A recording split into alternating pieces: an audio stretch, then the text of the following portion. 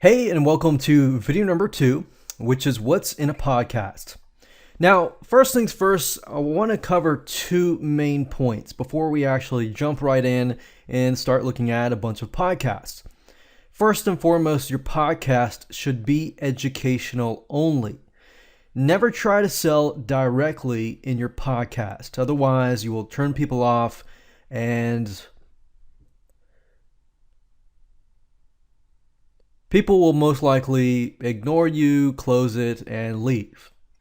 In this day and age, in this year and beyond, there is so much information out there that people can simply turn you off and go find another podcast. So you'll really want to only focus on education only and give as much as you can to give. Give first and then get later. That's really how you can sell nowadays. And that's how you're going to separate yourself among your competition. So while your competition is trying to sell in their podcast, and you and yourself are giving your heart out, giving great content, and in the end, people are going to be attracted to you. They are going to share your podcast with their friends, their family, and their colleagues. And that's how you can sell the most. And also, that's how you're going to brand yourself and separate yourself from your competition. So with that said, let me talk about different types of podcasts and how you can figure out the winning formula for your own podcast. Now, not all podcasts are going to have an intro and an outro. Some podcasts simply have an intro, music, and they have the same intro and outro. Now, it is my recommendation that if you do not have a brand built yet, then having an intro and outro is actually very important because you want to make sure that you stick in people's minds introduction and the outro as well. So this is about branding, and think of your podcast as a platform to brand yourself as that type of person who is going to give lots and lots of content. People are going to learn lots and lots of stuff from you, and they're going to want lots of stuff from you, your products and your services later down the road. Because in the end, the more people are engaged in your podcasts, the more they're actually listening to all of your podcasts, then the higher the stick rate is, the longer they are going to be invested in you and they're going to want more of your stuff. So that's really what the goal is here, whether you're a nonprofit, whether you're a business or anything like that. And then you'll look through here and you'll find that some places, some podcasts will have introductions, but they won't have any outro. But I would say go all out. Do everything that you can do. Have an intro and have an outro. And do everything you can possibly do to create a high converting podcast because your competition is likely not going to do all of it. They're just going to do a little bit or half of it. So what I recommend that you go ahead and do is, of course, if you don't have iTunes already, go to Google and type in iTunes, download, and go ahead and download the iTunes software. Open it up, create an account, and everything like that. From that point, then I recommend that you actually listen to podcasts that are similar in your niche, because that is who you will be competing with. Now, there are many different types of podcasts. There are video podcasts, there are audio podcasts, and more. But in this specific video series, just to keep it simple because you're learning the basics, we're going to stick with audio podcasts. So the first thing I'd recommend that you go ahead and do is click on podcasts, and then go under the all categories over here, and of course find the category that best fits your niche. So you could have business, arts, comedy, education, and games and hobbies, government organizations, and more. Now, I'm going to choose business and see what I'm up against. So just by looking through here, you can have a good idea of what could be possibly working and what might not be working as much. And what I like to do is go to the what's hot section, because that will tell me what people are looking for. And look through that first and get some ideas on possibly and potential ways that I can create my own podcast.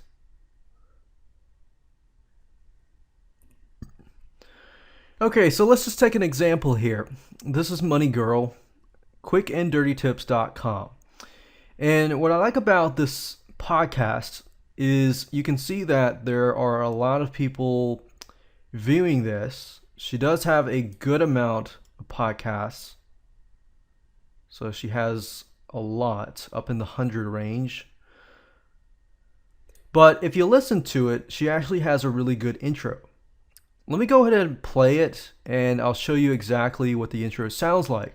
But you'll notice a pattern, especially for the ones that are doing well, is that you don't want to have a too long of an intro. You don't want anything that is greater than 30 seconds. You want something that is less than 30 seconds. But it's intriguing, it's interesting, because it drills it into people's minds.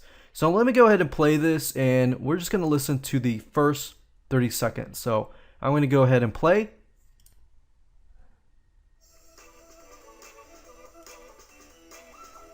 Hi everyone, I'm Laura Adams, author of the award-winning book, Money Girl, Smart Moves to Grow Rich.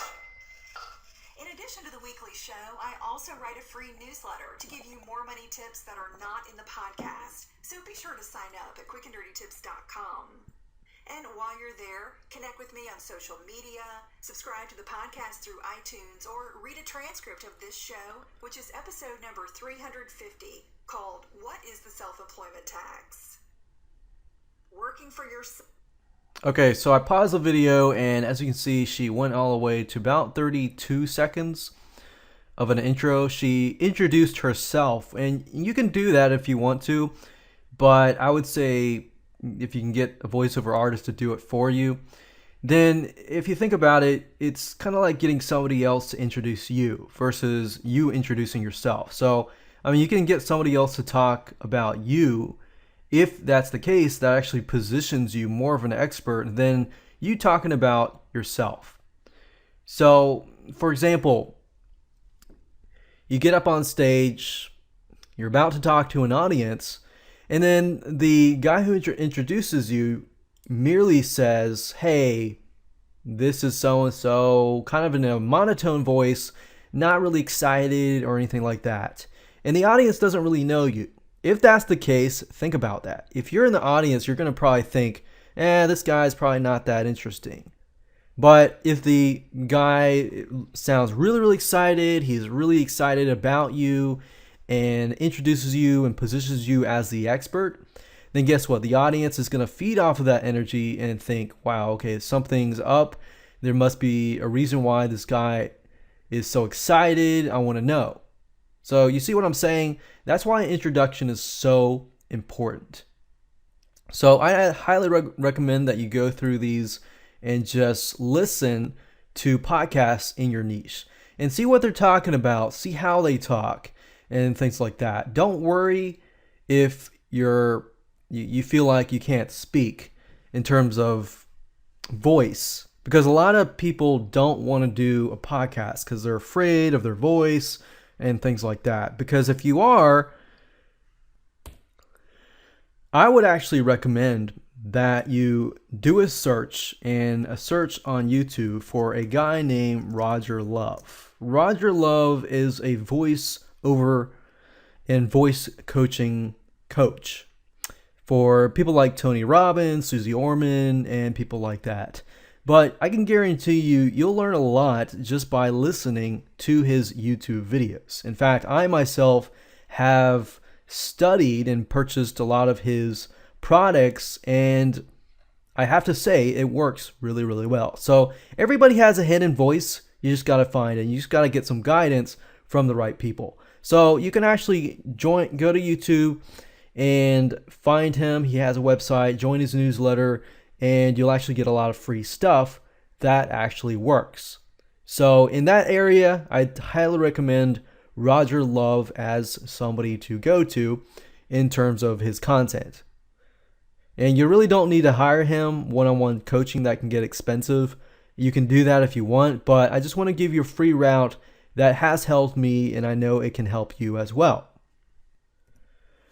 Now, going back over here, let's take a look at a few other ones. We can click on See All. And what I recommend you do is just go through these. Don't really listen to all of them, just listen to a handful and specifically find ones that are related to your niche.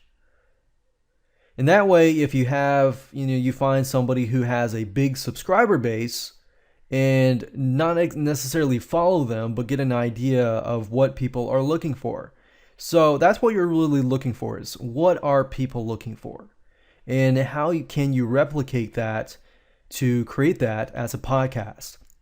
So that's pretty much this little specific method that I use to do a little bit of research. So with that said, let's move on to video number 3.